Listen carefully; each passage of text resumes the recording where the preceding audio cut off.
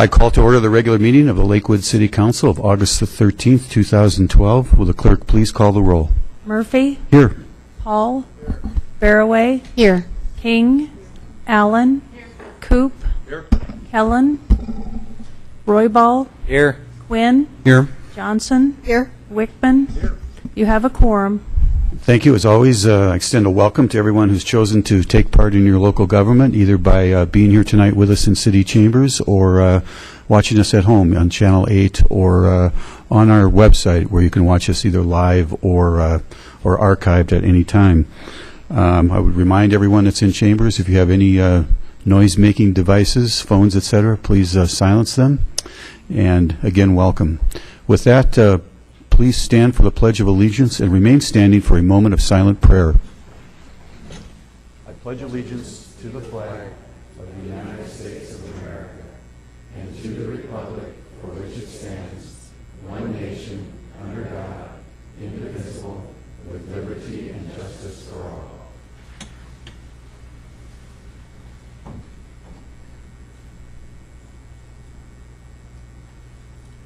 Thank you. Please be seated.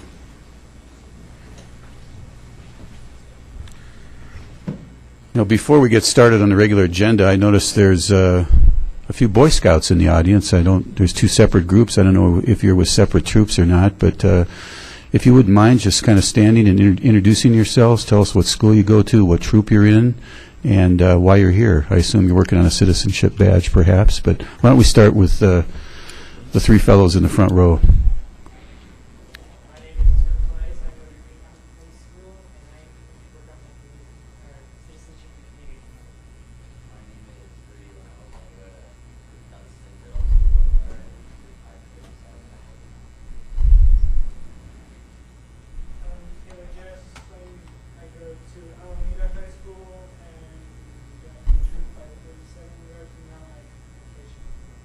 Great, thank you. Three different schools. And in the back.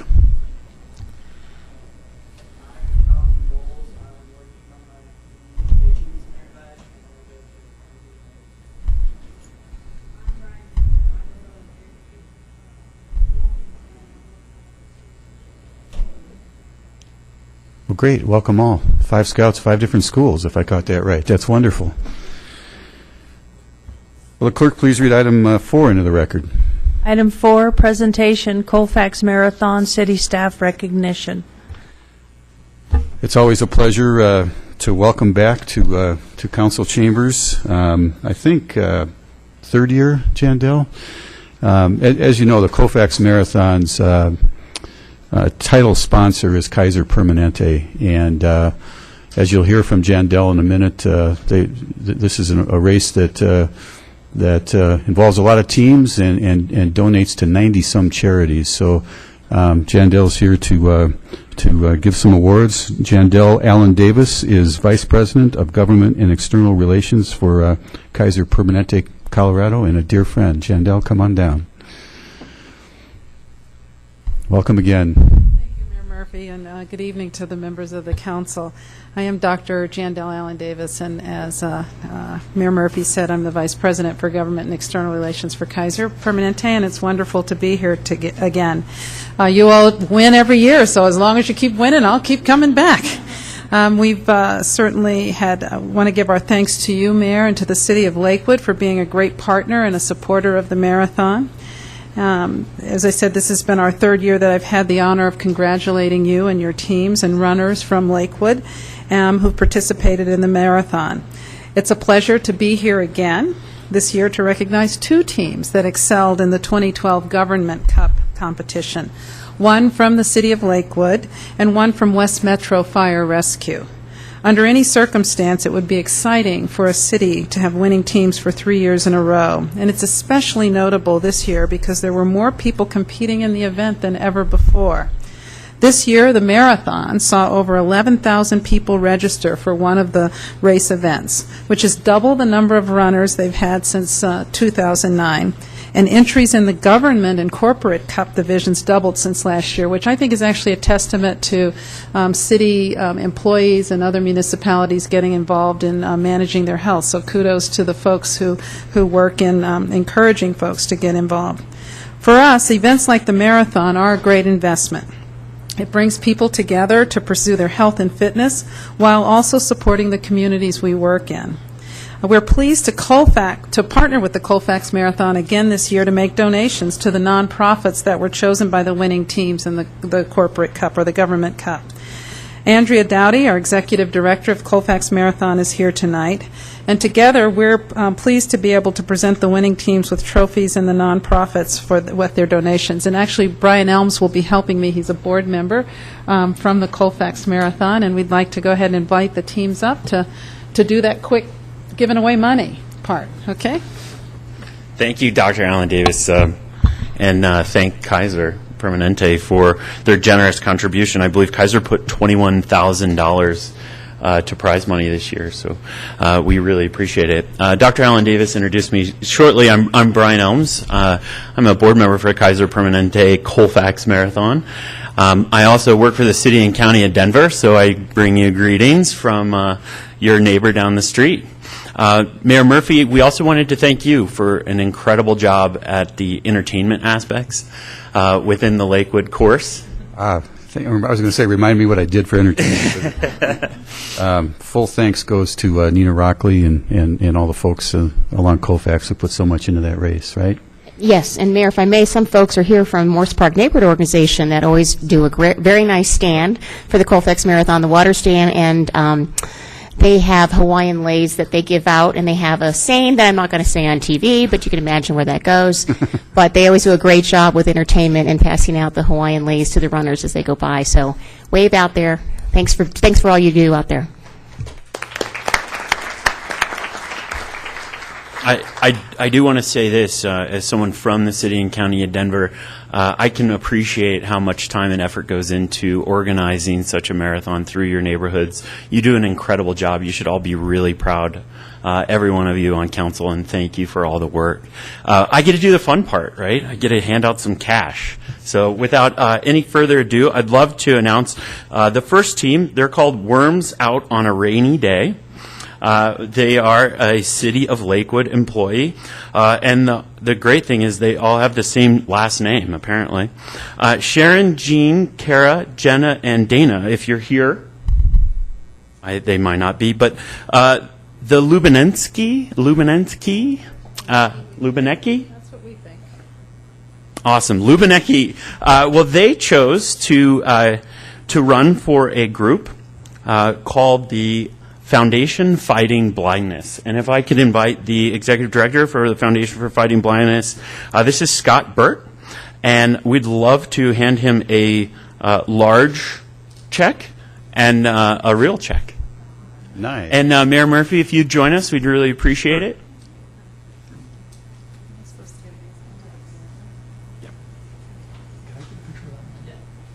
Thank you. Where should we go? Right here. All right. Wonderful. Mayor, Nice to meet you. pleasure. Doctor, please join us. Come in. You're the star of the show. Hardly. They're the star. Okay, hang on. I have one more camera here. Thank you, guys. Okay. Yeah, there you go. Okay. Wonderful. And we do have trophies for the team. Yes. We have no team members, so. Yeah, we'll take care of that. Okay. We'll just leave them here and there. Thank you. Thank you. Well, the next winning team actually came in first place in the men's division. Quite a run, under 3 hours, so 2 hours and 57 minutes, 13 seconds. These gentlemen apparently work for West Metro Fire, and they can run. David Cullum, Brian Holcomb, A.J. Armstrong, and Sean Martin comprised this team, coming in first place in the men's division. Again, that's incredible. Dean Wall, who works for the West Metro Fire, if you'd like to come up and accept a check that we hope you will hand over to your friend Jacqueline Lindley from the Children's Hospital Colorado Foundation. This is a check for $2,500. Congratulations.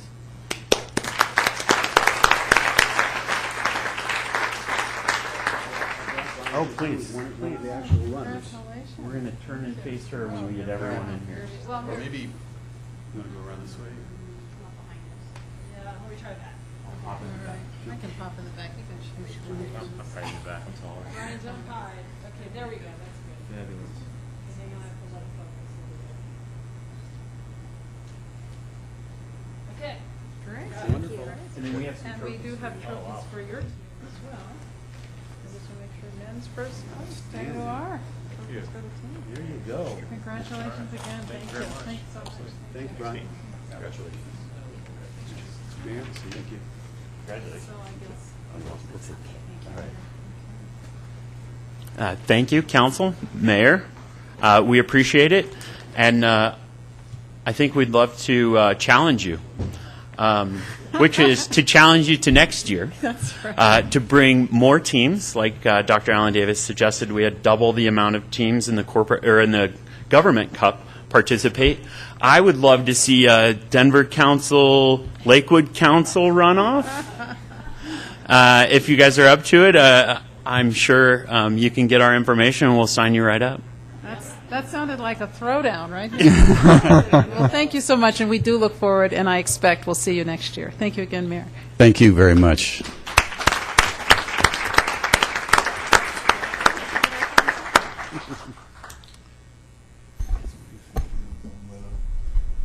Congratulations again to the winning teams. I love the name of the City of Lakewood team. That's a good one.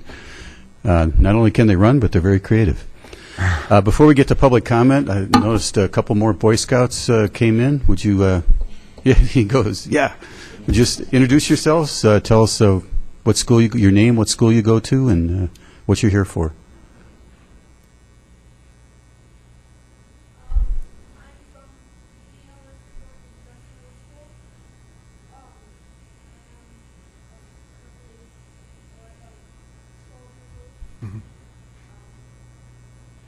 Your name? Welcome.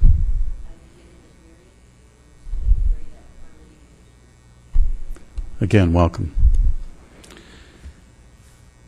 Okay, the next item on the agenda is public comment. This is the point in the meeting where the public is invited to address City Council on items that do not appear on the agenda.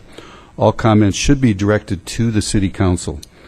I ask that all in attendance observe the decorum of the City Council chambers and refrain from applause or audible support or discord with the speaker. There is a 3-minute time limit, and there are some lights on the lectern down here. It'll be green for your first 2.5 minutes. When that time is reached, a yellow light will go on for the last 30 seconds, and then when the light glows red, that means the 3-minute time limit is reached, at which time I would ask you to wrap up your comments. I will start by reading the names that indicated a desire to speak by signing up on the public comment roster, and then we'll go to anyone else in the chambers who wishes to speak. The first name is Bill O'Neill.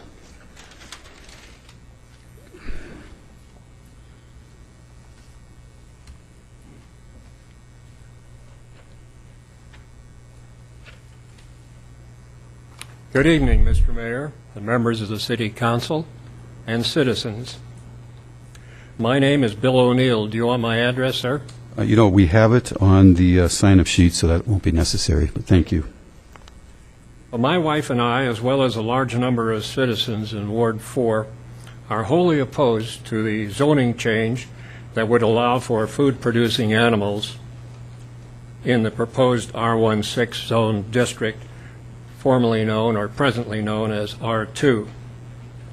We feel that the city will be unable to meet the first two overriding objectives that appear on page 2 of the June 2012 draft zoning ordinance reference guide. They are specifically 1, protecting the health, welfare, and safety of citizens, and 2, maintaining and respecting the characteristics and identities of individual neighborhoods. The reasons are as follows. 1, a great number of the lots concerned are very small, and therefore houses are really close together.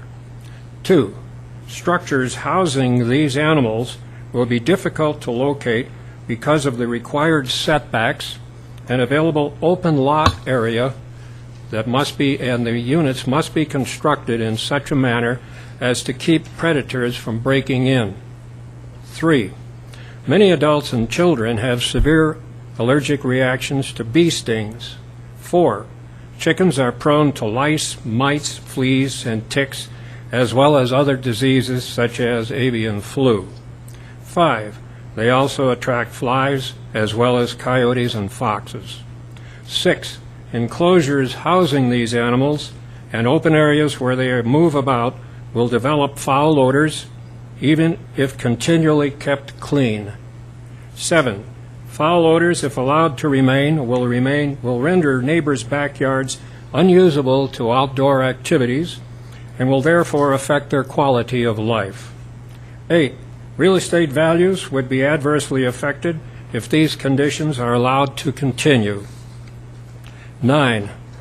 According to a city employee that we spoke to at the June 4th open house, the city will not actively enforce this code. Complaints will be citizen-driven, which will not promote good neighbor relations. Recommended alternatives to this issue might be to 1. Increase the minimum lot size for keeping food-producing animals to a minimum of 10,000 square feet or larger. And 2.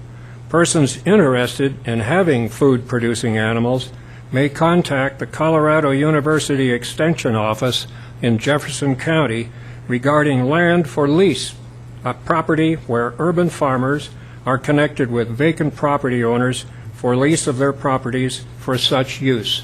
That concludes my comment. Thank you. Thank you, Mr. O'Neill. Phyllis O'Neill?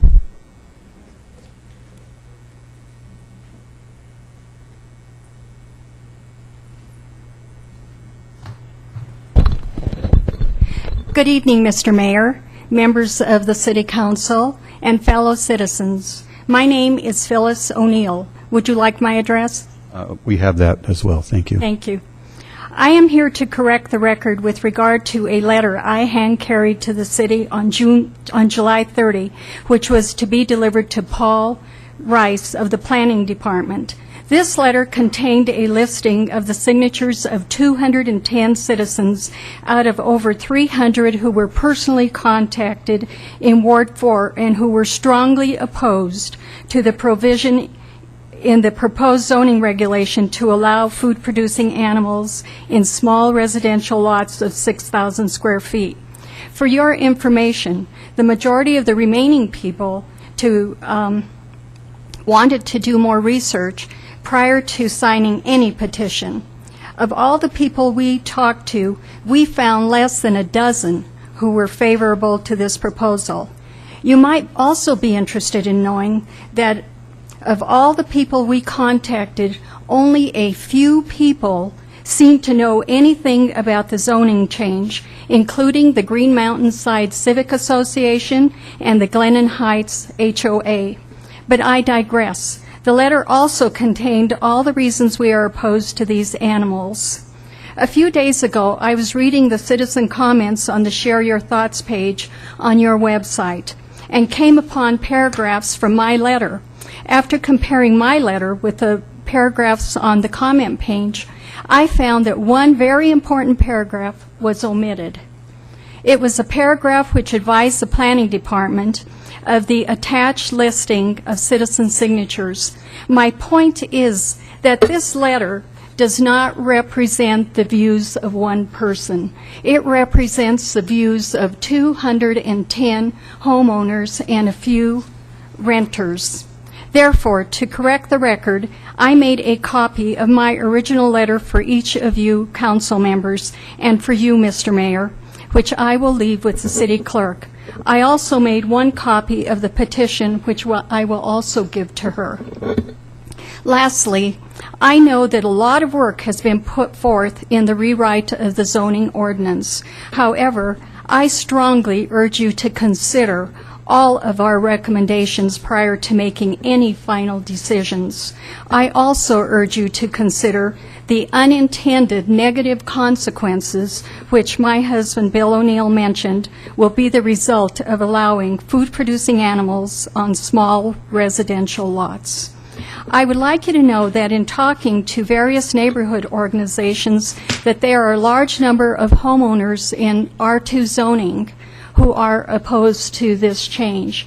There are more numbers than you could possibly imagine. So I really encourage you to give this thorough consideration before you make a final decision. Thank you, Ms. O'Neill. Thank you very much. Adela Schultz, please.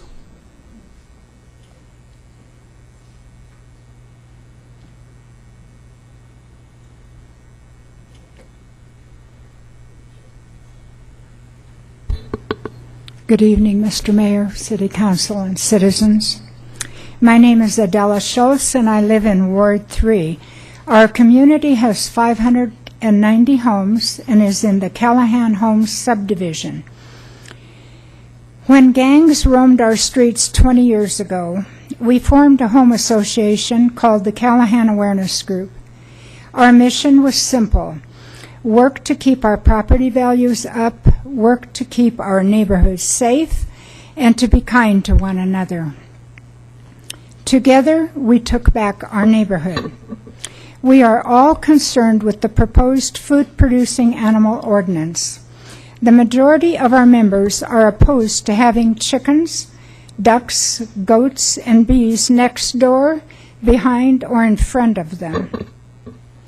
I have written more extensive comments on Do Your Part on the website, and my comments tonight will be of a lighter vein than those were. As I pondered this rezoning proposition, I envisioned how it might be if barnyard animals became legal in our tiny lots that measure 75 feet from neighbor to neighbor and 0 feet behind us. I closed my eyes and I listened to a conversation that might take place in our backyard. "Did you invite these flies into our backyard cookout, honey?" Grandpa asks. "I called the code enforcement to check on that manure next door, but they can't come out for several days because they're short-staffed. I guess we can't enjoy eating outside anymore." "Look, Grandma, there's a clump of bees on your trumpet vine," Johnny tells her. "I called code enforcement, but they told me to call a beekeeper to come and get them," Grandma says. "Oh, how much is that going to cost?" Grandpa asks. "Oh, look, Grandpa, your neighbor's goat is standing on the chicken house, and the chickens are pecking on that black stuff. Yuck," Johnny says. Just then the doorbell rings, and it's Miss McGillicuddy asking, "Care for some fresh eggs?" "Oh, no thanks.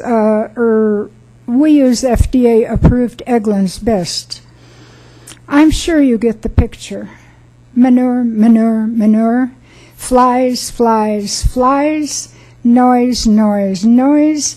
Problems, problems, problems.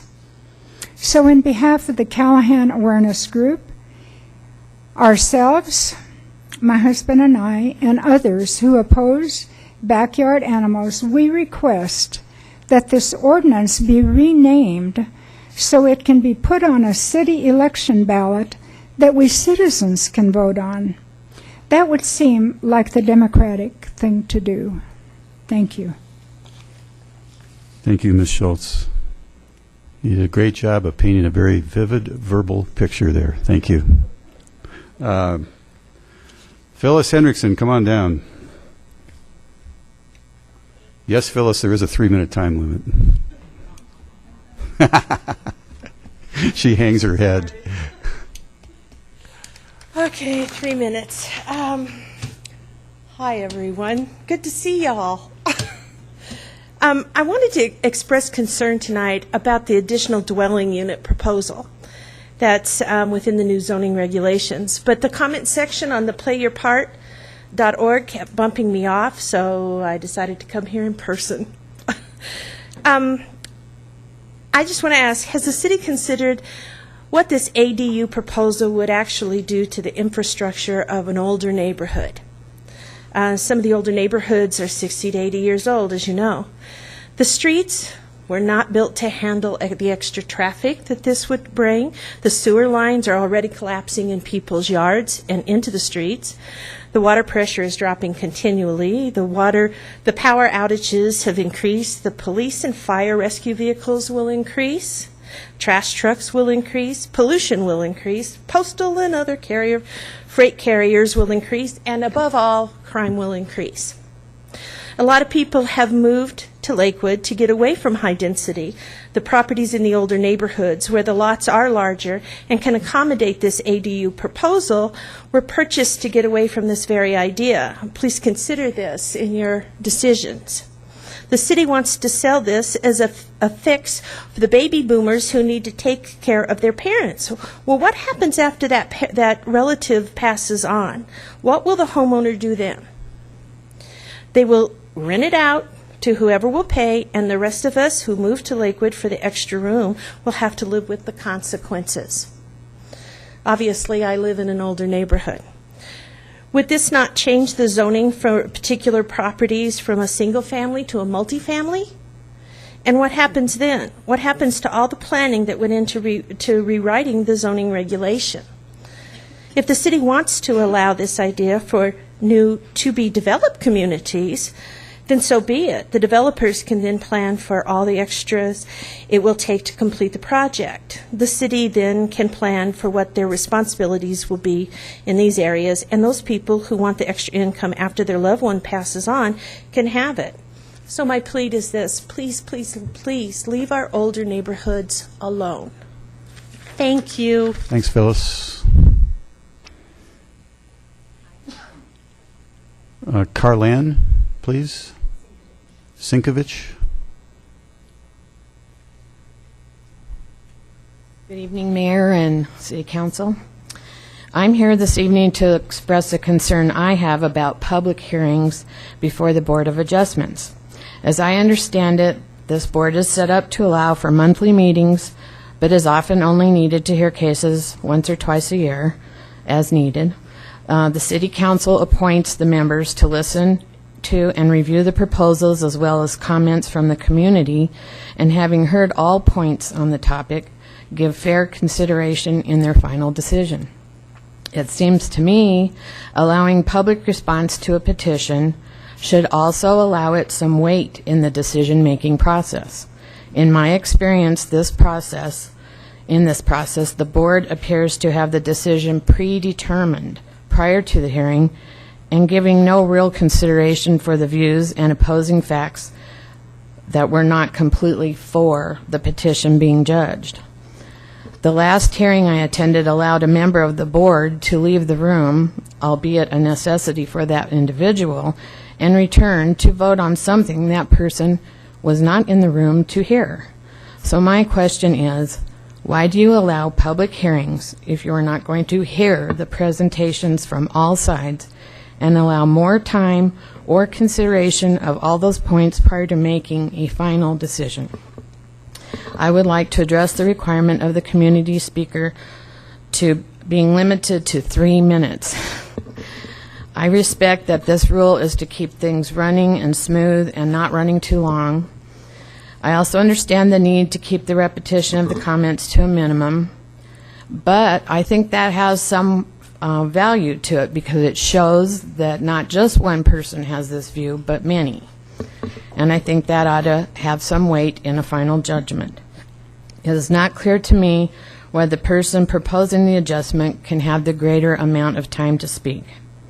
So in conclusion, I would like to know what is the purpose of a public hearing other than it is the law and maybe just to appease the public? Why is it a decision based on previously submitted material only and not considered in conjunction with the comments at the hearing? And why such short time limits on speaking when the public is allowed to come and voice their opinion in the first place?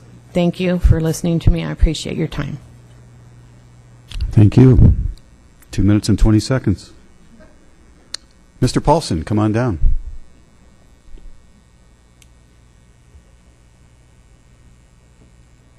Hey, Brian.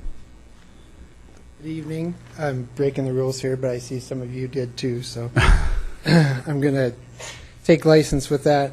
I'm here to discuss the process by which the proposed zoning ordinance will become law. In May of 2009, the city set out to fix a zoning code that wasn't broken, and you appointed Community Advisory Group, which I call the CAG, made up of 37 people to decide what is best for 144,000 plus citizens. The CAG was given carte blanche to rewrite the code as they saw fit with the help of city staff. After 3 years of discussion, mostly behind closed doors, the public is presented with a 265-page document that will be our new rules to live by. The next step is for the proposed rewrite to be presented to the Lakewood Planning Commission for a vote of approval. This step should be a slam dunk since 5 of the 7 planning commissioners, a clear majority, are CAG members. I'm sure that their minds will already be made up since they had a hand in writing the document and had their chance to include any special accommodations that were important to them during that process. After passing through the Planning Commission, it will go to vote of City Council. Since 6 of 10 of you are also on the CAG, it seems likely that a simple majority will have no problem approving your own handiwork here either. As a citizen, I'm concerned about the power that has been granted to a handful of people to rewrite and subsequently pass an ordinance that will impact the lives of so many.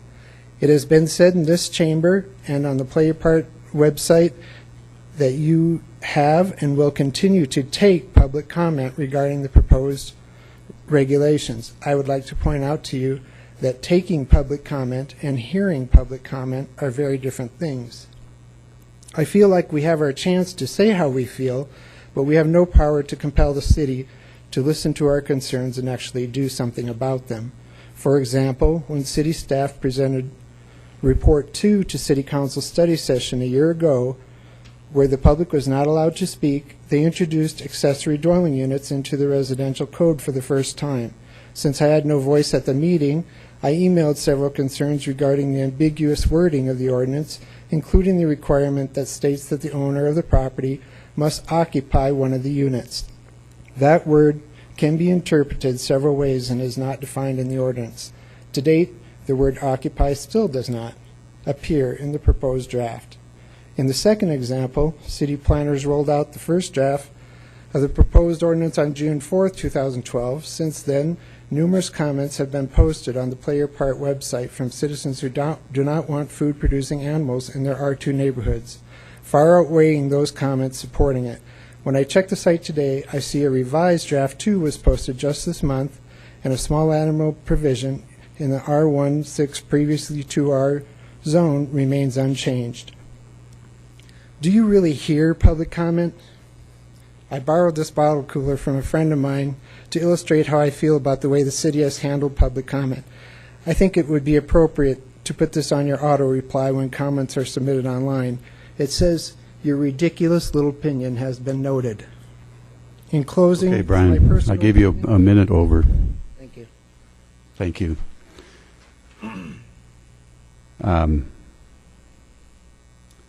We'll keep going here. Jim Haldeman, please.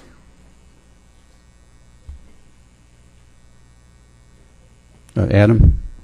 I was just going to comment. There was a comment made about these meetings being held behind closed doors. Yeah, that's what I was gonna And say, I think too. every meeting is open to the As public. Brian well knows, those And meetings are always open to the public. Open to the but public. We'll address that later. Jim, welcome. Good evening, Mayor Murphy, and to all the councilmen. I just wanted to verify one thing. There's been some letters go out pertaining that has included Glennon Heights' position. And quite frankly, our board has met, and we have taken no position on that. In fact, many of our neighbors in the Glennon Heights already have, as you call them, food animals, with absolutely no ill effect, and we're perfectly happy to live with that. And I think back, whether we call it a pet or a food animal, we've certainly lived in close proximity to animals since the beginning of time with very ill effect. And so I would question the value of this, considering the very strong impact that the new food movement and home food movement has brought about, and this is all part of that. So I would take strong consideration in favor of allowing the food animals, and I just wanted to be on record that I'm in favor of it. Thank you, sir. Gail?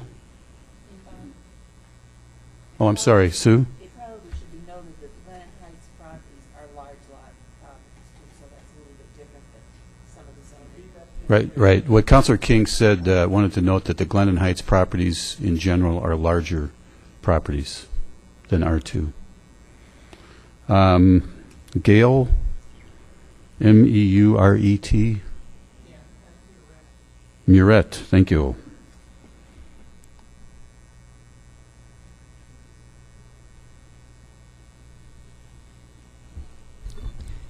Good evening, Mr. Mayor, members of the City Council, and citizens. I will make this short. I totally agree with Bill and Phyllis O'Neill. They were the first two speakers on this topic tonight. I agree with what they had to say, and then just to add to that, I don't really see a pressing need for a change to the ordinance. And if the change were to occur, I see this as a slippery slope for further change. So please consider all these comments, and I appreciate your time. Thank you. Thank you. Okay, looks like we're going to, you know what, I'm going to just reverse, I'm going to switch two people here because I'm going to kind of keep on the same topic. So Linda Sundine, why don't you come down? And then we'll go into, based on the address, it looks like probably a different topic.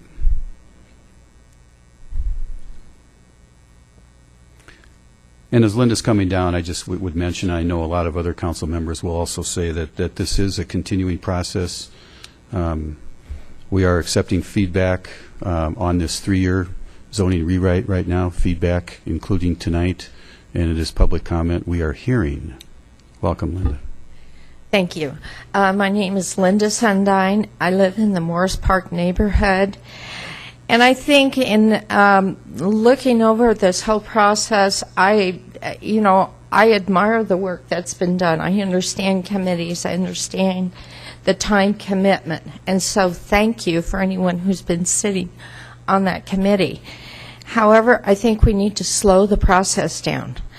Recently, during our Morris Park picnic, and we have close to 300 people come, in talking with several neighbors, I found out they do not know what an accessory dwelling unit is. And basically, it's a rental unit. And I think we need to start using the correct name. It's not just an accessory dwelling unit. It's an income-producing property. So the question is, do we want income-producing properties to be entered into single-family residence? And I think that's something that we have to look at very seriously, because along with rental properties can bring some problems, unfortunately. And we've seen the effect of that in our own neighborhood with a couple drug busts and that sort of thing, because that rental does not have a buy-in to the community. Or that person renting the property. I also think that Play Your Part has, really been a good place to give your comments. However, we're not getting any feedback on our comments. I personally like to write my council people because at least they will give me feedback.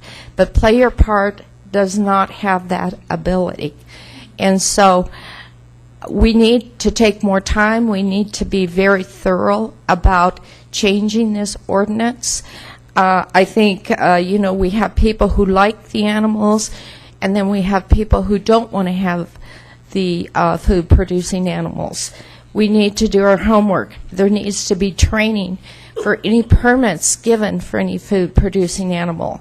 Did you know that a pygmy goat likes to have company, and if they don't have company in their yard, they will whine and cry all night? Well, you need to know that. That means you're going to have a couple dogs, and that means that dog will have to stay outside. We just need to be more educated. So I'm saying, let's take our time. Thank you. Thanks, Linda. Jim and Dorothy Webb, please.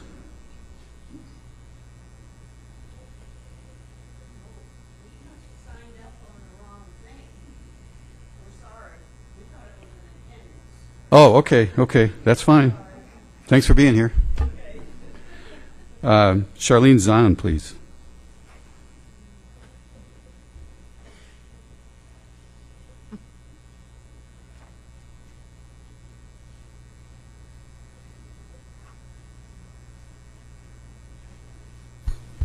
Shorter person there.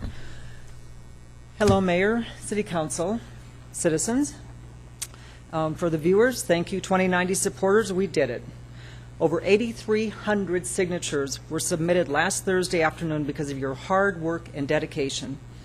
Through the petition process, the citizens of Lakewood have spoken, and they have spoken loudly, demanding the right to vote for themselves whether 2090 South Wright Street should remain in its natural state or be rezoned for a regional charter school and a whole host of other possibilities. There is a win here. There is a win-win here, Mayor. If you want RMDS in Lakewood, find them another place, one where title is not in legal dispute. Thank you all for your time. Good evening. Thank you. Let's see here. Lynn Watwood, please.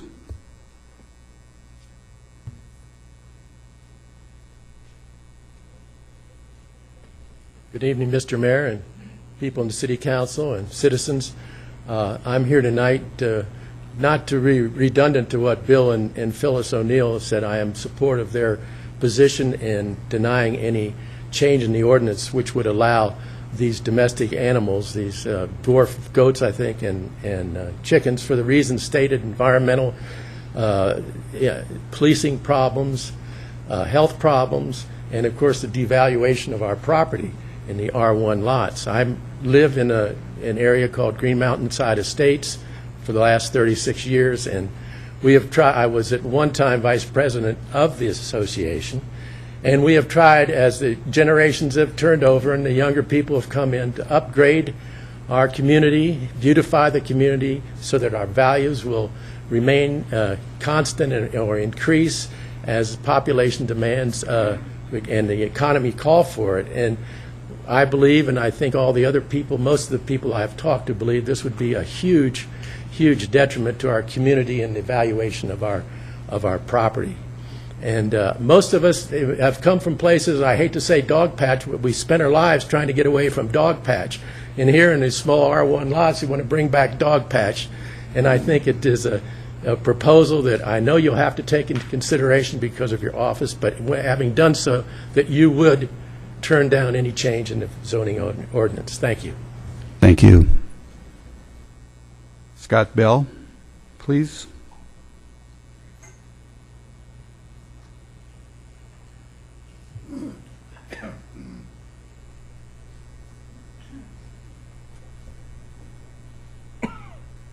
Mayor, City Council, my name is Scott Bell. I'm the president of the Park West Ridge Homeowners Association, which is in Ward 5.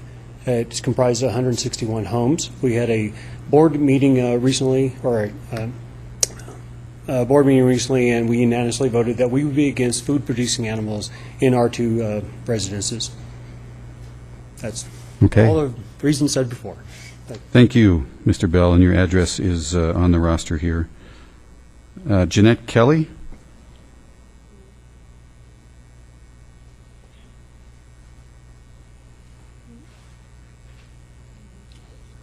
Good evening. First, I'd like to say to the citizens back here for so eloquently stating their frustration with the process that the City Council and the Planning Commission goes through. We can sympathize with you.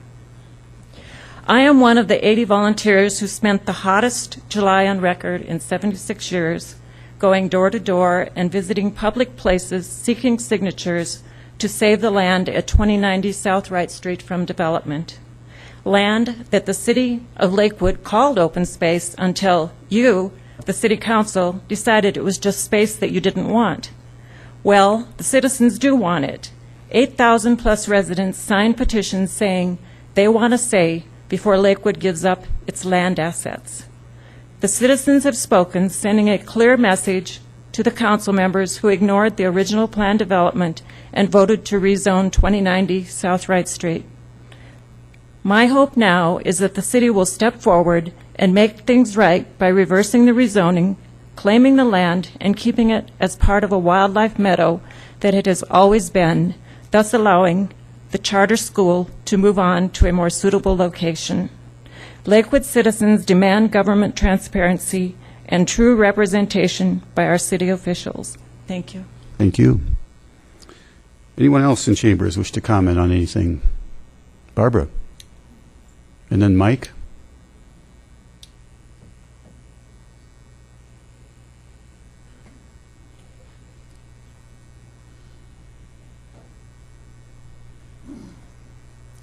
Good evening. I'm Barbara Barry, Applewood Valley Association, about 2,000 households to the northwest, and we have come through the years to know all of the functions of zoning very well, as you do know.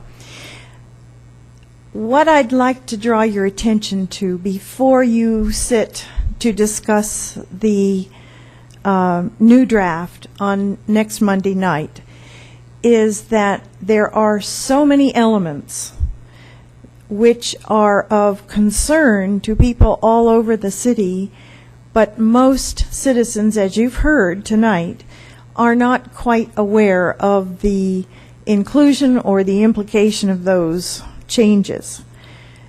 ADUs came up tonight. We have grave concern about them, but again, too many people don't understand what it really means. And not enough people are actually reading the language of those 265 pages. In addition, there is a lot of concern about code enforcement. Right now, during your budget process, some of us have been talking about the wisdom of perhaps borrowing the very effective ombudsman. Jerry Goldman has done some wonders in helping the light rail line, and to put his effort into the implementation of the future changes under this zoning code might make a real difference, might help with people understanding and sorting out the kinds of problems that will occur. There are numerous other elements, the size of lots. People are questioning why the forced division into R19. There are some problems with that. And then, of course, we have experienced some very important decisions that were dependent on the office zoning and its protective qualities adjacent to single-family homes. The elimination of office zoning and its replacement with multi-use or mixed-use zoning automatically introduces those functions that were particularly inimical to everyone who owned and lived in those single-family homes. So we're really, really concerned. We have attempted to raise attention through submitting comments and letters. We do not see sufficient response through the 3 years that we have been following and working on this. Thank you very much. Thanks, Barbara. Mike?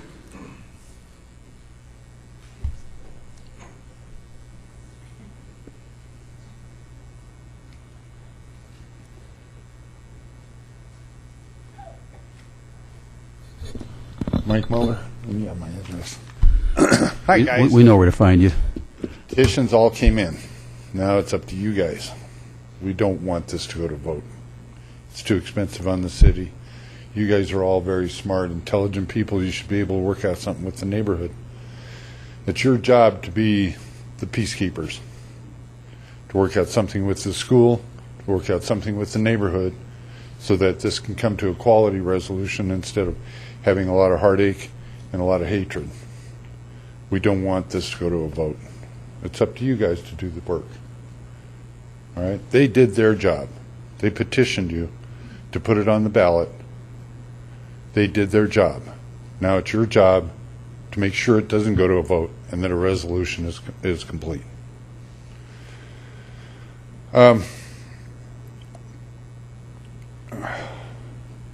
Mr. Quinn, you said that you thought this was a project for the whole city on your comments last week after I left. I don't like getting shot in the back when I leave. This isn't about the whole city. I understand that you can make decisions about the whole city. This is about a neighborhood. Big difference. Big difference. Ms. Barroway, why would you threaten people with putting a maintenance facility on that location? Why would you say something like that? Why would you be that arrogant, that condescending? Why would you do that?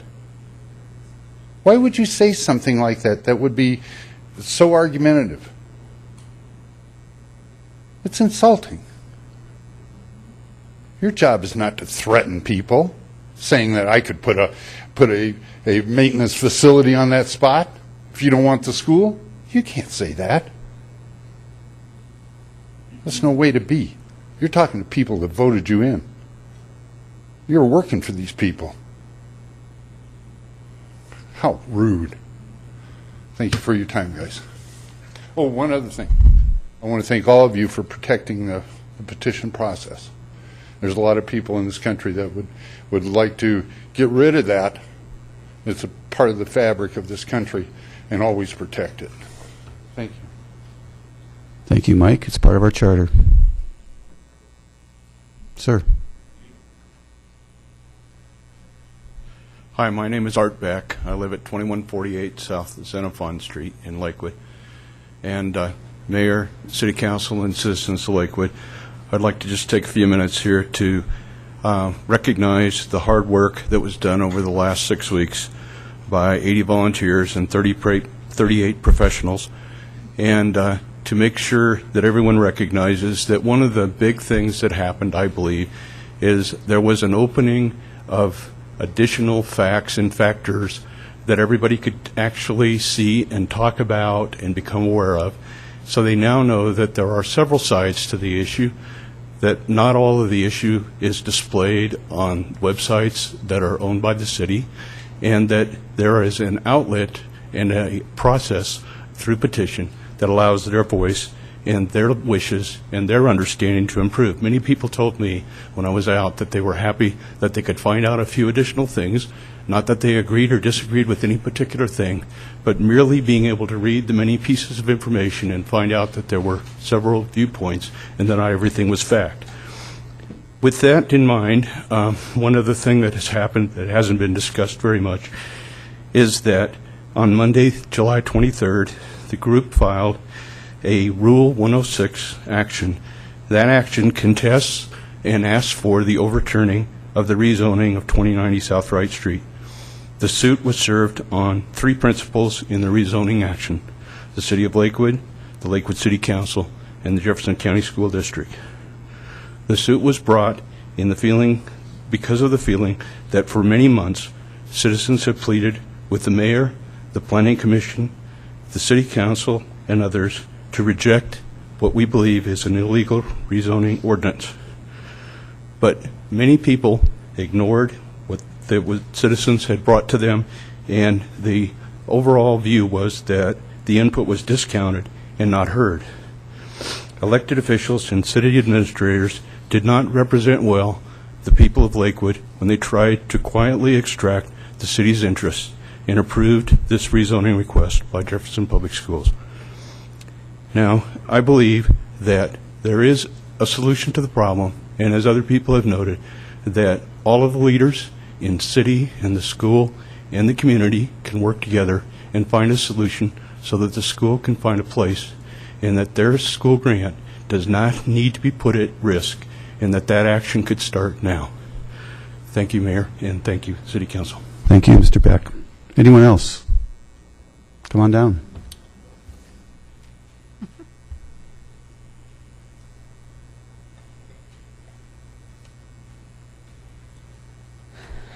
Good evening, Mayor, council members, citizens of Lakewood. I address you tonight as a very concerned... Could you give us your name and address, please? Heather Wenger, Wenger, P.O. Box 260456, Lakewood 80226. Start over?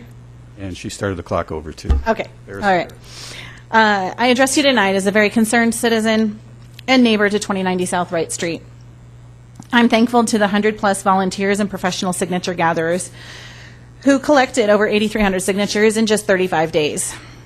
This allows the council's decision to rezone 2090 South Wright Street to be reviewed by the council and or put to a vote by the Lakewood people to decide whether Lakewood should give up its ownership rights in land assets. The goal of getting a school and keeping a park, though, is not mutually exclusive. If this goes to election, Mayor and Council, you will have failed an opportunity to find an answer for the citizens and for the students. You've pitted two groups of good people against each other, and it's time for you to do the right thing. Mayor, you want RMDS in Lakewood. Find them another place, one that is not in legal dispute. The clock is ticking for the families of Rocky Mountain Deaf School. Even if they win the election, there is the lawsuit, as previously discussed, that must be settled. Every day they spend focused on this property that is mired in legal and political dispute is a day that they waste finding a more appropriate location and start enrolling students so that they can begin. RMDS keeps talking about how they will lose their grant, but their grant is not based on this particular property. Every day they delay is a risk for losing their grant and their enrollment. Sometimes things happen for a reason. In this case, it might be that the universe will give RMDS and the city of Lakewood something better. When I was talking with the professional signature gatherers, one of them got his start much as you did, Mr. Mayor Murphy. The city that he lived in wanted to build a school on the park that was right next door to him. Then they defeated that. Then the city wanted to build a church. They defeated that. What's amazing about this story is that the school is in a location that is ideal for that school. The church is now in a location that is ideal for that church. And the park was able to stay open space park for families to enjoy, just as it's been since time immemorial. The city of Lakewood has created a sad situation based on half-truths and betrayal. They've made commitments they can't keep, and we're asking you to help right them. That part of my speech is over, and this is to address some of your concerns. Last time I heard that you were upset. Some of you were upset that some of us walked out when the comment period came. I welcome a dialogue with any of you. I'm not hard to find. My name and my address and my phone number is on the petition. In the absence of a dialogue, Your 3 minutes are up. Okay. Please wrap up your In the comments. absence of a dialogue, I will go ahead and walk out if I feel that the conversation turns condescending towards us after I am done speaking. Thank you very much for your time. Thank you. Anyone else? All right, with that, we'll close public comment unless... Oh, I'm sorry. Joe, did you want to come down?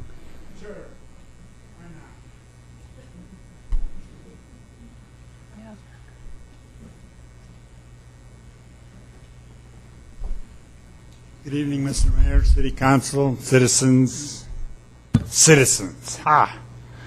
Well, anyhow, I'm up here to tell you I want to thank everybody that showed up for our benefit at Station 10 last week.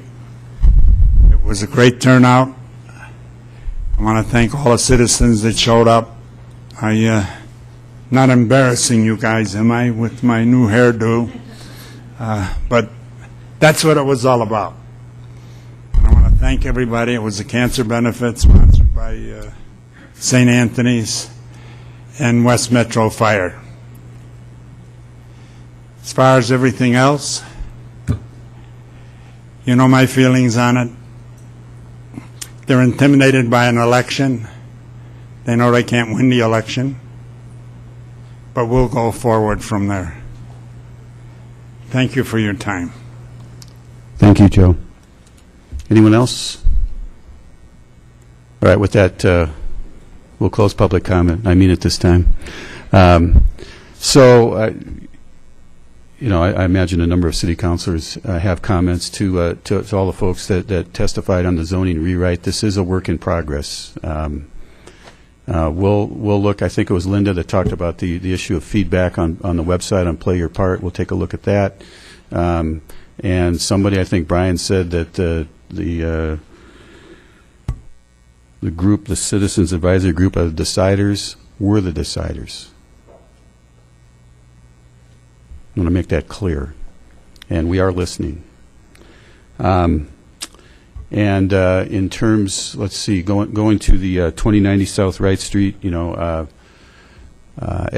you have said, we're in sort of the curing period now, the validation period of validating all the signatures, assuming that the minimum threshold has been met, and certainly by the gross number that was submitted, chances are they probably will be met. Then council will be presented with the choice that some of you alluded to, that choice being either overturn our own decision or put it on the ballot and let the almost 102,000 registered voters of the city of Lakewood decide. All I've asked through this whole process, and I will continue to ask, is number one, we be civil in our discourse, in our conversation, community conversation about this, and number two, that we be accurate with the facts. And there was 2 or 3 allusions to parks and open space. As I've said many times, that this 10-acre parcel at 2090 South Wright Street is not a park. It is not dedicated open space. One of the speakers talked about the city giving up its ownership rights and land assets. We do not own that land. It's that simple. I would like, if we could, to turn on the monitor down here. We on our website and during the rezoning hearing, we did look at a deed of sale that took place between the developer in 1977. And if anybody wishes to, you can go on the Jefferson County Assessor's website and pull up the address, 2090 South Wright Street. And what you will see is owner's name, Jefferson County School District R1, date of sale, December 15th, 1977. So the issue of ownership is absolutely clear to us. So as I say, as we move forward with this community conversation, let's just make sure that we're talking about the facts and we talk in a civil manner. That's all I ask. Anyone else on council? Councilor Quinn. I just wanted to address one comment that was made regarding the zoning ordinance rewrite, that the ordinance did not need to be rewritten. And I don't think that's the case. And in fact, the zoning ordinance we have in place right now is very badly out of date. I helped to rewrite the comprehensive plan back in 2003, and we realized at that time, at some point, the zoning ordinance was going to have to be rewritten. The current zoning ordinance it's not really consistent with the comprehensive plan that was approved in 2003. And so we knew at that time we were going to have to go back and go through this process. I think over the last 3 years, it's been a very inclusive process. There have been numerous open houses and opportunities for public comment. And as the mayor said, we're not done with this process. There'll be a lot of opportunities for folks to make additional comments. So thank you very much. Just a little bit of history for you. Thank you. Councilor Barraway. Thank you. I want to also follow up on the zoning rewrite. There are many things that we have that people want to have today that aren't addressed in our current zoning ordinance. So that's one of the other reasons why, and not just citizens, but also business owners, such as cell towers. That's not something that was considered, or wireless access. That was not considered when our zoning was rewritten, I want to say in the late 1980, 81. 81. So there are some things that we need to update to get more current with what's going on in the world today. And the second thing I want to say to both the concerns about the food-producing animals and the accessory dwelling units, none of those have been set in stone, have been decided upon. That's why we're having the public discourse and the conversation about it. So what size of lot can accommodate the right size number of food-producing animals is still a question that needs to be handled through the public conversation that you're having, so thank you for sharing those comments with us. Same thing with accessory dwelling units. I think we've had this in a couple of study sessions, that the reason why that came through in this particular zoning rewrite is we have had citizens who have come to the building permit department and asked, what do they need to do to build a mother-in-law apartment or an accessory dwelling unit, something to add on. That's where the interest came from, is people coming to the city. It wasn't the city coming up with this idea. It was the fact that citizens came to the city and asked about it. And quite frankly, that's also part of why the food-producing animals has come up, is there have been people in different types of zone areas that have asked, can I have chickens? Can I have this? And so it's not that we're saying this is what's going to happen. It's saying that this is in case that's something that the city council decides they want to have in the ordinance. We'll already have it written and ready to go at that time, rather than having to go backwards and add more addendums to the ordinance. So trying to bring as full a picture as we can to the city council and to the citizens, so at the time of the voting we can pull things out, if that may be the case. We maybe can change the size of the land, the zoning territory that would be allowed to have an ADU or have food-producing animals. So thank you for sharing your comments. We do want to hear from everybody, but just know that it's not done yet. We're still having that conversation. Thank you. Thank you. Councilor Paul. I just wanted to add to that with the ADUs as well. If you watch some of the study sessions, that topic was kind of centered around the fact that Lakewood is one of the oldest cities in the metro area. Jefferson County is one of the oldest counties, aging as we go forward. And it was taking a look at how people want to age, and do they want to age in place. And so that was what was under consideration, is there's evidence saying that people want to age in place. So that's another part of this topic that we are trying to look at and explore. And my folks came out to our ward meeting, and we heard loud and clear where they stood on urban agriculture, I'd like to call it. So we are listening, we are hearing, and we're advocating as well as we go. So I continue to encourage those to get involved and stay involved. You know, everything is always open. We don't operate behind closed doors. We work for you, and that's what we're here for. So thank you. Thank you. Anyone else? All right, we'll move on to the consent agenda. The use of consent agenda has been made to expedite council action. Tonight's agenda just contains first reading ordinances, and they appear on the agenda only for the purpose of setting future public hearing dates and ordering the newspaper publication of the proposed ordinance.